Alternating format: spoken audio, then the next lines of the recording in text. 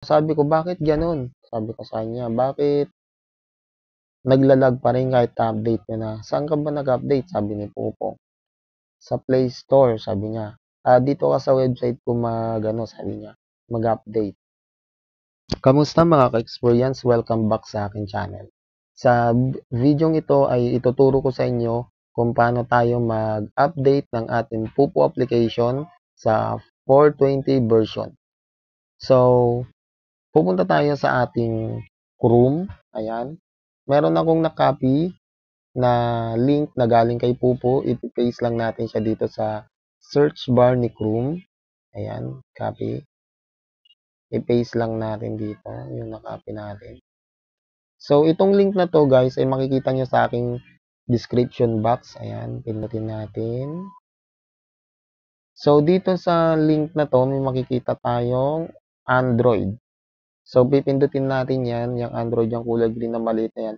Pipindutin natin yan para i-download. Ayan, waiting lang tayo sa ating gina-download. Ayan, waiting tayo. Medyo matagal-tagal yan kung mahina ang signal ng Wi-Fi natin.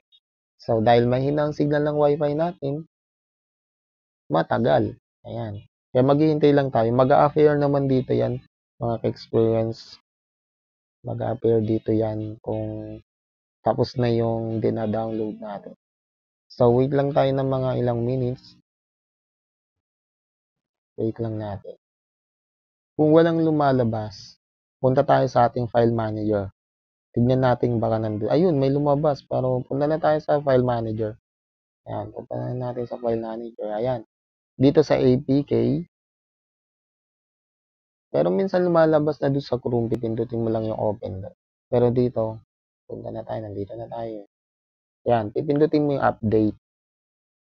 So, sabi ni Pupo sa akin, mga ka-experience, na nag-message kasi ako sa kanya kung paano mag-update kasi nga naglalag yung cellphone ko. Naglalag pag nag-open ako ng Pupo. Ngayon, ito, open na natin. Titingnan natin yung version natin kung na bago. Nag-ano ako, sabi niya, i-update ko. Pero sabi ko, bakit ganun? Sabi ko sa kanya, bakit naglalag pa rin kahit na-update ko na? Saan ka ba nag-update? Sabi ni Pupo. Sa Play Store, sabi niya. Dito ka sa website ko mag-ano, sabi niya, mag-update. So, ito ngayon, tinuturo ko sa inyo guys, para dito na rin kayo mag-update sa website niya para maging 420 version yung Pupo application nyo. So, punta na tayo sa setting. Check natin kung 420 version na tayo. So, ito na yung version. 420 version na tayo mga ka-experience. Thank you for watching.